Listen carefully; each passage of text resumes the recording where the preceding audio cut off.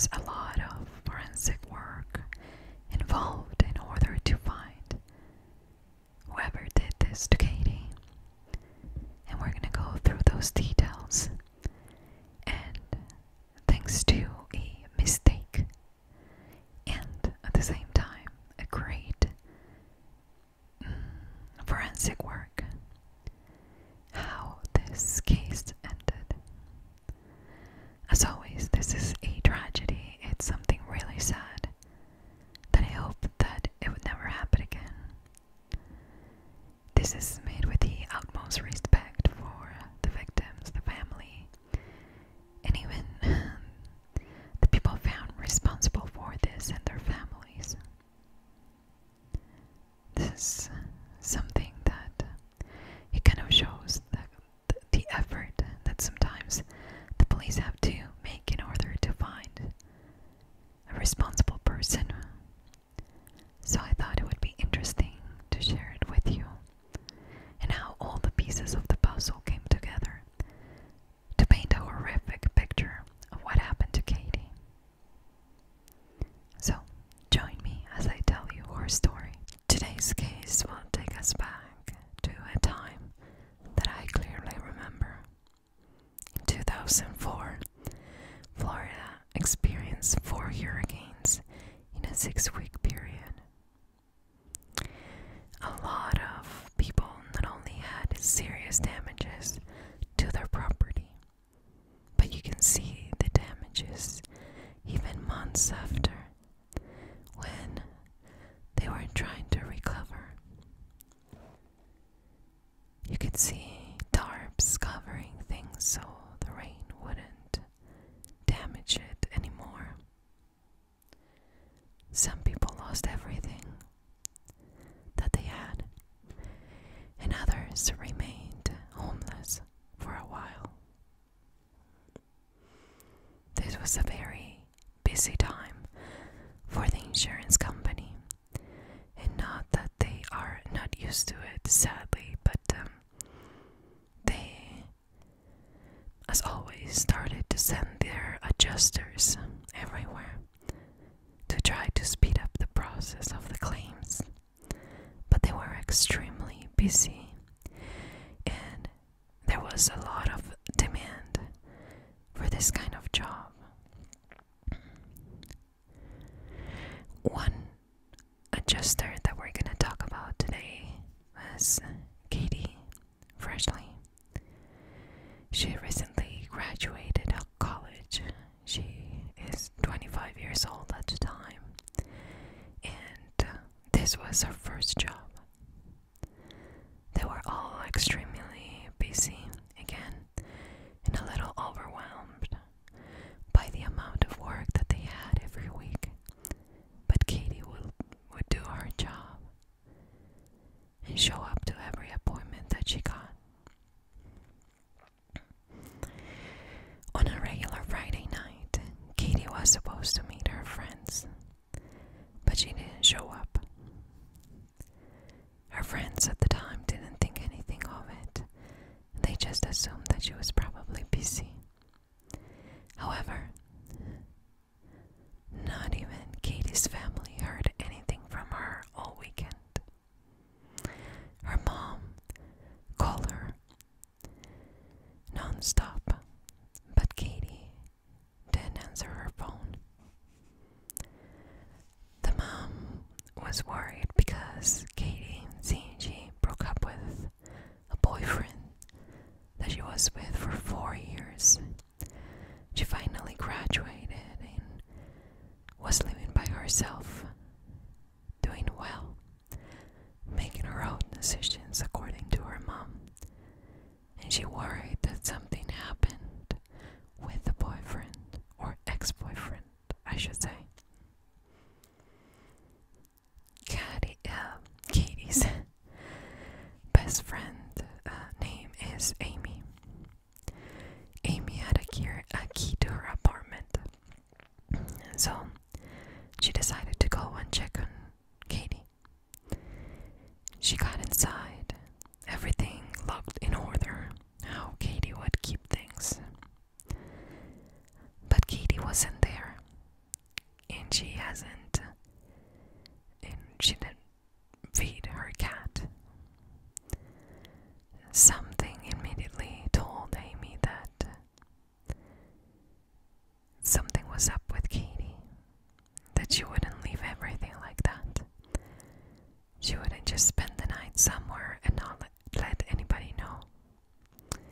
So she called the mom and told her, "I don't want to alarm you, but Katie is not here, and I'm afraid something happened to her."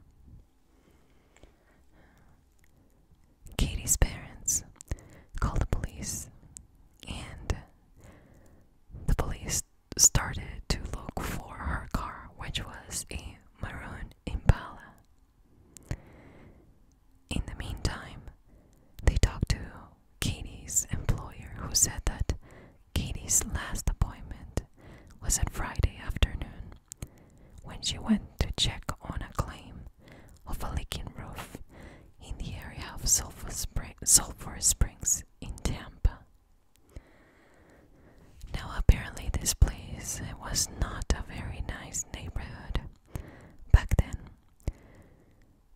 So Katie's mom immediately worried about her and what could have happened to her while she was there. The parents, again, at this point, knew that something happened to Katie. And it was probably, whatever happened, it probably happened in that neighborhood. So, Katie's parents, not the police, decided to go talk to the homeowners that actually were renting the property. They weren't even the homeowners. I mean, this was a rental property. This was in 1503 Mulberry Street. When they knock, a nice young couple opened the door and told them that they moved there 3 days earlier. His name is Jason Funk, and the girlfriend is Pamela Hintz. Katie's parents asked them, "Have you seen this person? Have you seen this car with the insurance company logo?" They said that they haven't, and that they weren't even there on Friday. And the weirdest part of this is that according to them, they had no leaks, and the landlord didn't mention anything about an appointment or a claim. Katie's parents leave and decide to drive around the area, hoping to find her car at least. And about a mile away from the home, they found Katie's car in a local bar's parking lot. They look inside, and it was unlocked, and it also had the keys inside. But the police had to check for forensic evidence, so Katie's parents left everything as it is, didn't touch anything, and called the police. The police opens the trunk, and of course, Katie's parents were expecting the worst, but Katie wasn't there. They found Katie's purse. Money was missing from a money envelope from the bank, and her credit cards were also missing. They checked the car for evidence, and it had no blood or fingerprints that they could have as evidence or use as evidence.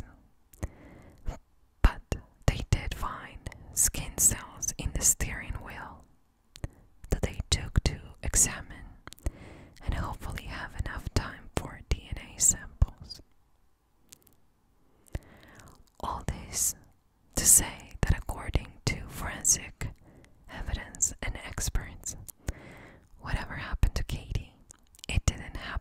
inside her car, but somewhere else. They talked to people in the area, and a janitor came forward and said that while he was throwing away the garbage, he saw a man park the car, a white male, about 6'2" or 6'3", walking away from the car. And he told them that he was apparently driving it, just parked it, dropped the keys inside, and walk away. The police had a very small area to cover in that particular time, from the place that she was last seen to the parking lot of the bar. One of the detectives decides to check the shore of Hillsborough River, and it was the middle of the night, so it was dark, and he was trying his best using a flashlight, but he saw something white in the water, something he thought it was a brass strap. They looked closer and they pulled out of the water the body of Katie Froeschle. Her body has been in the water for about 30 hours. And apparently, she was also sexually assaulted. They took her body for an autopsy, and it revealed blunt force injury to the back of her head. And to make things worse, they are not sure if she was placed in the water while she was still alive. They didn't have any physical evidence to point them to any suspects at this point, and the rape test came back inconclusive. So they didn't have much at this point, but what they did have was a pattern of injuries in the back of Katie's head that were very particular. They had something that looked like I don't know how to explain it, like a stick, or maybe like a pole, and it had a circular mark. She had a circular mark of about 1.2 centimeters. So it was a particular thing that it's not very common that was used to kill her. And the good news in all this is that this would help the police, because if they can find the murder weapon, it would be easier to match to the injuries, and that way try to solve this mystery. The police moves on to the river. They needed to find out where her body was dumped. That again would help them find the crime scene. Remember that where they found her body was really close to the house that she was sent for an appointment on Friday. So, where was her body dumped? Now, the forensic team explained that the length of time a body is in the water helps you determine the distance that traveled, if and only if you know the speed of the currents. The police was very happy to find out that there was a dam a few miles upstream, that when it opens, it increases the water currents. investigated a little bit deeper into when was the last time that they opened it.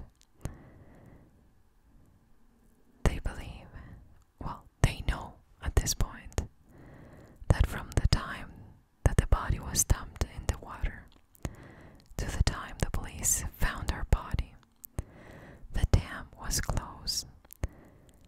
So that means that where they found the body was most likely the area, or very close area to, where her body was dumped.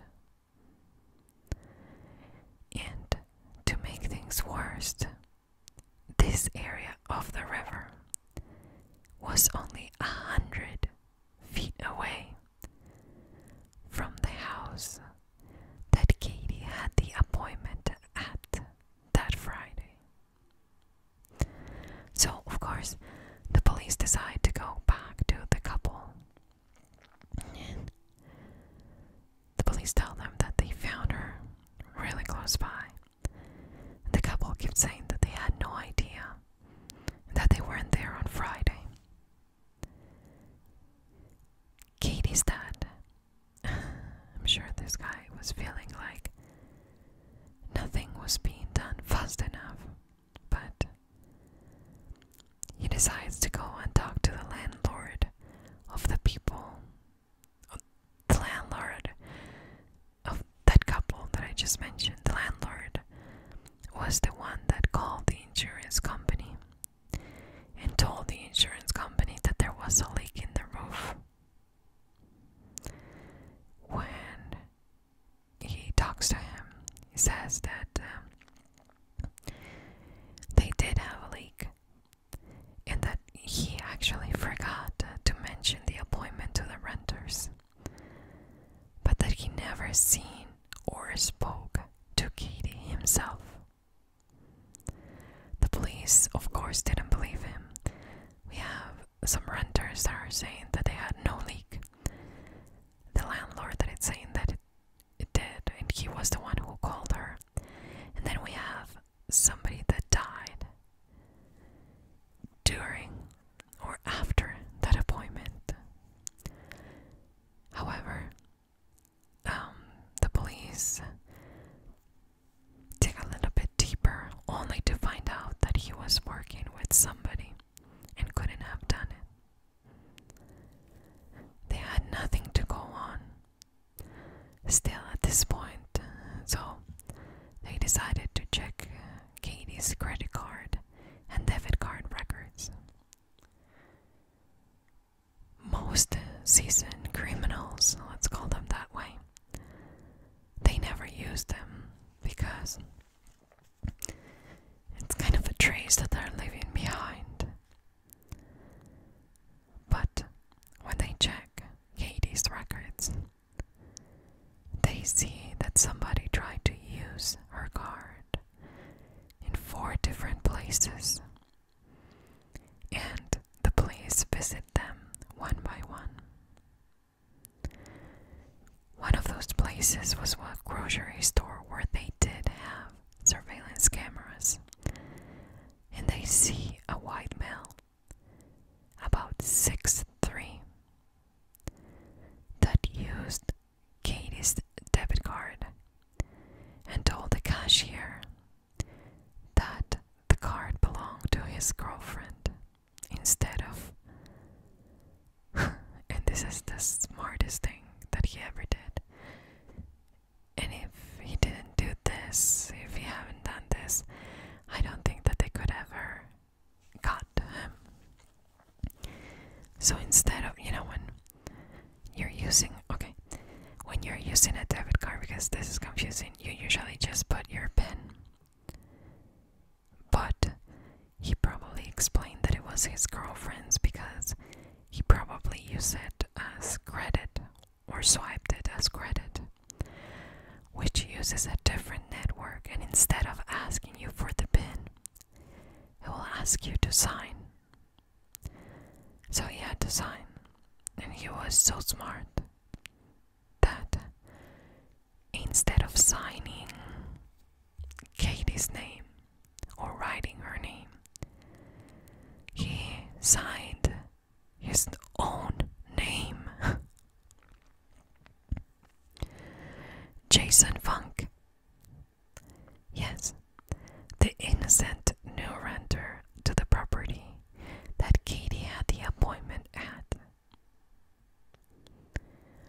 This, for the police, was more than enough to get a search warrant on the property.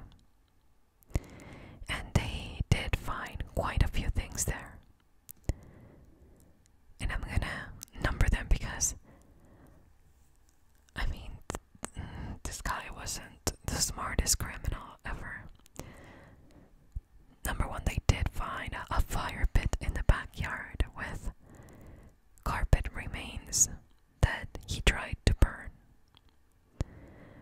They also found inside that pit, trying to be burned, a belt buckle that matched the size and the style of Katie's.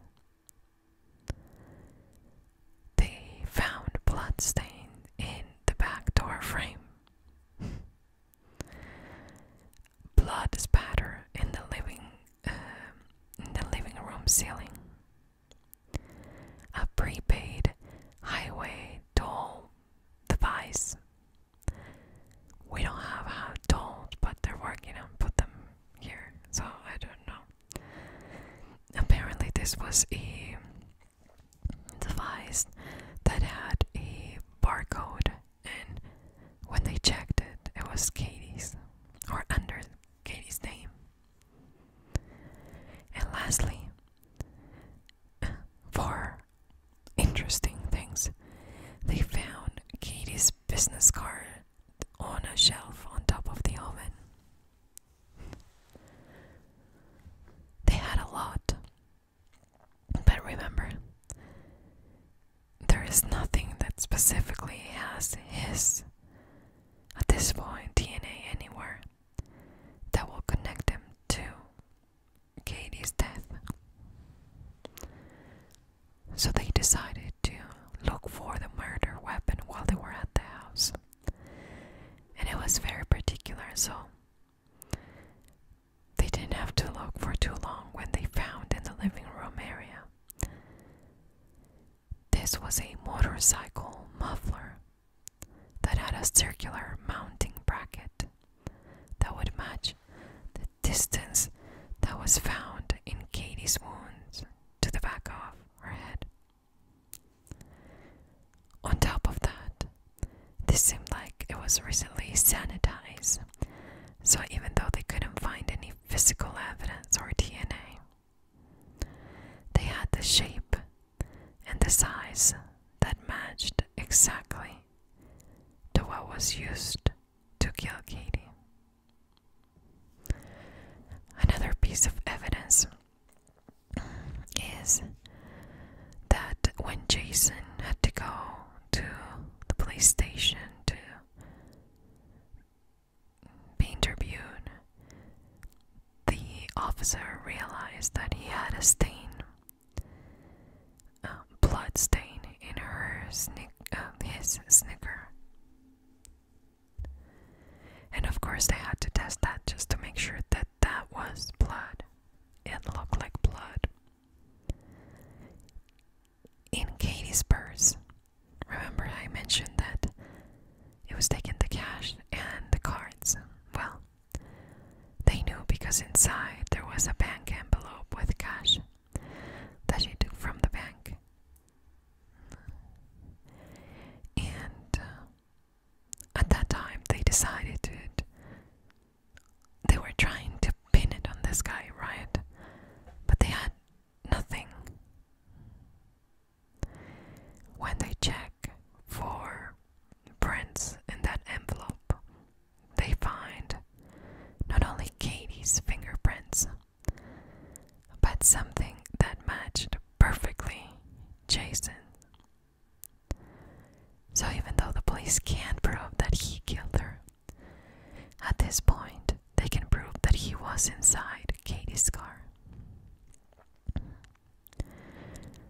Jason, despite all the evidence, he keeps saying that he is innocent and that he was jet skiing in the river that day. While the police is trying to find out why. Why would he do it? So they were looking in his past to try to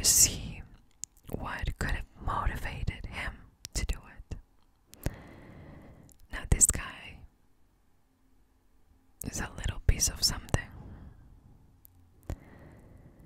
Apparently, he lost his job 2 days prior to the appointment.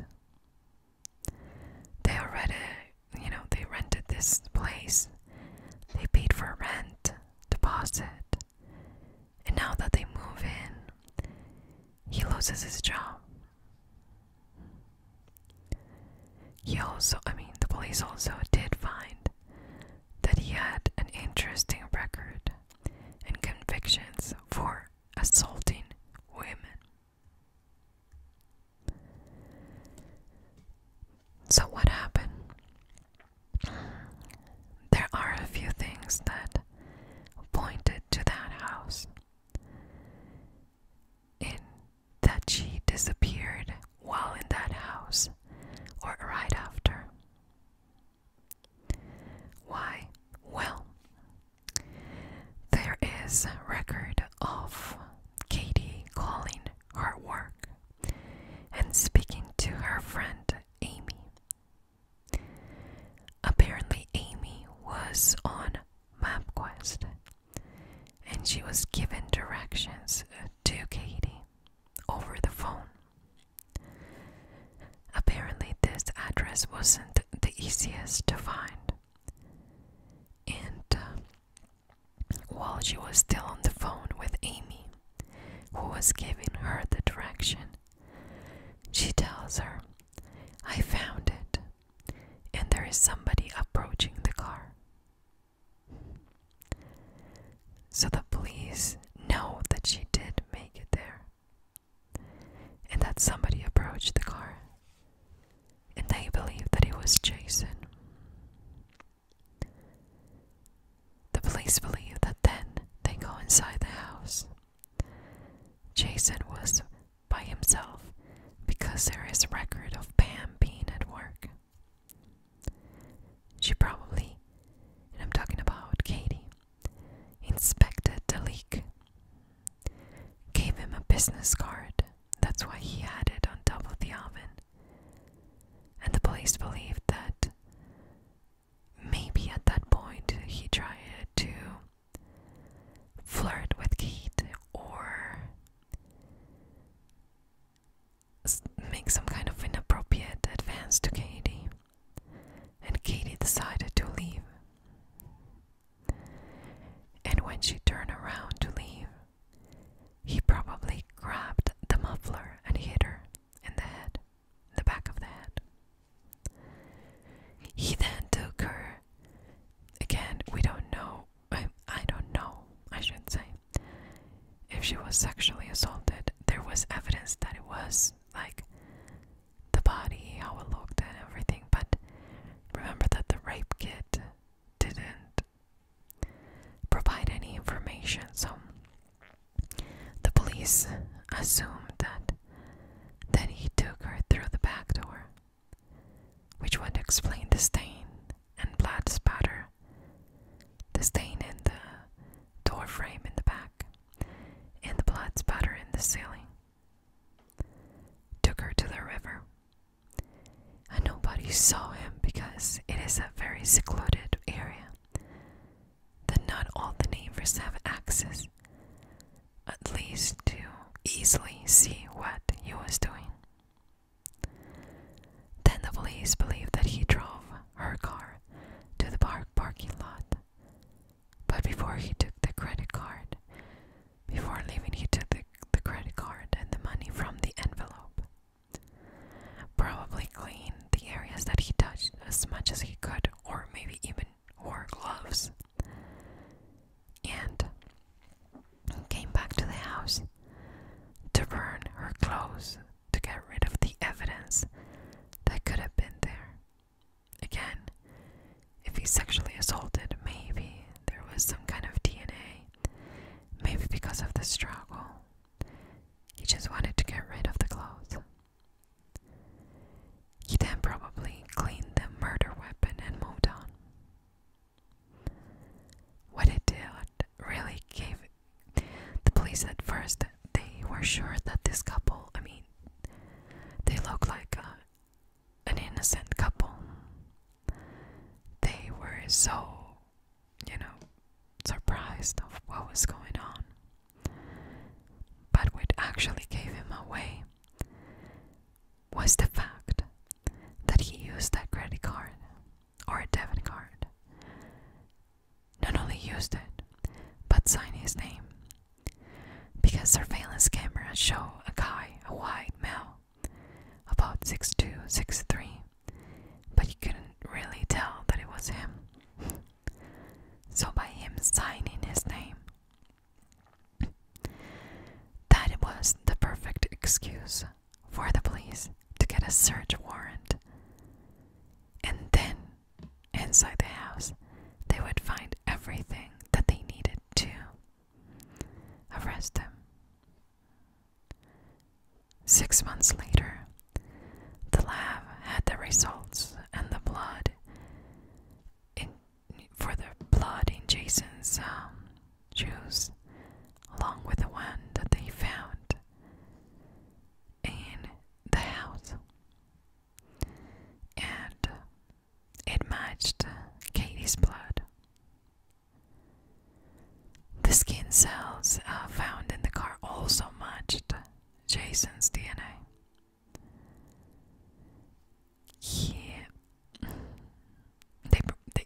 Of course, he found out that information the police told him about all the evidence that they had. And he decided, even though he swears, and I've watched an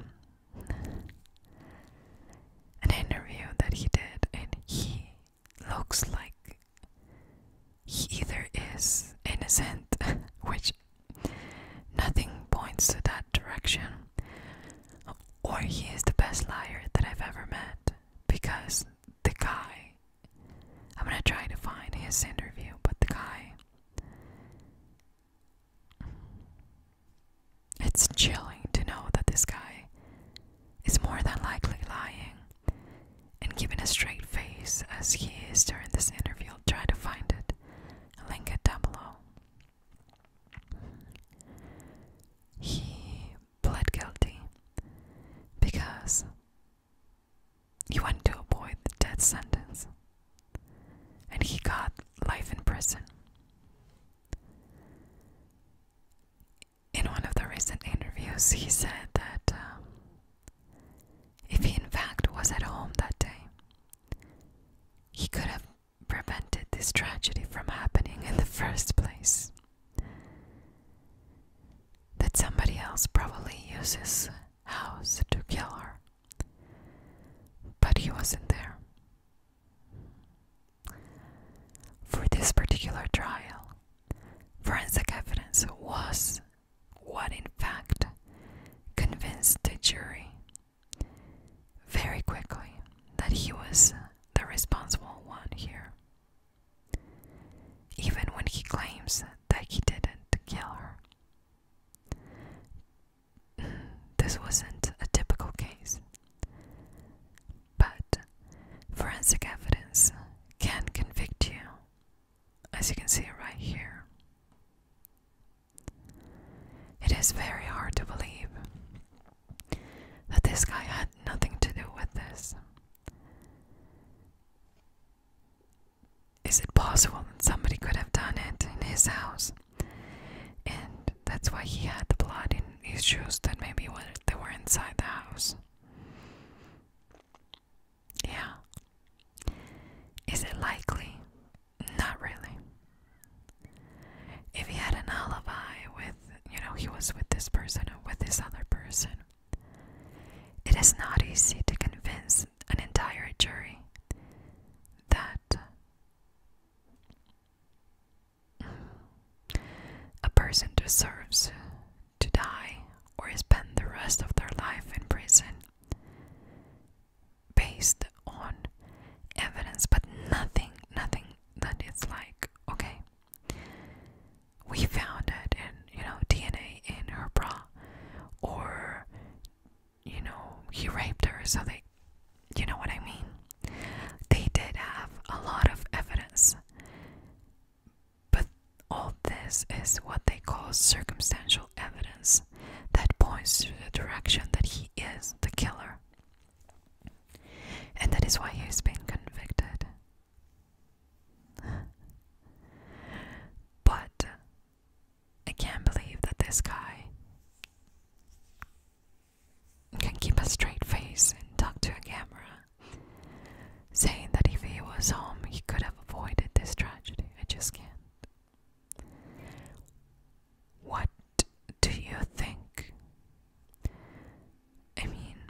this is something that is convicted, he's in jail.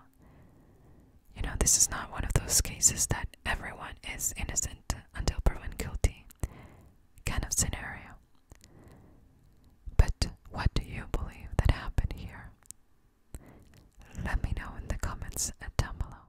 Thank you so much for watching this video. Please let me know if there's anything that you would like to add to this case. If there's anything that you read or watched in a documentary that I missed, and if there's anything that you'd like to add, I'd love to read it. As always, please be respectful and be mindful. Think about before you say something. Think about what would you say if it was a neighbor, your son, your daughter, your friend. Because we will never understand how the people around this case actually feels and felt at the time. Thank you so much for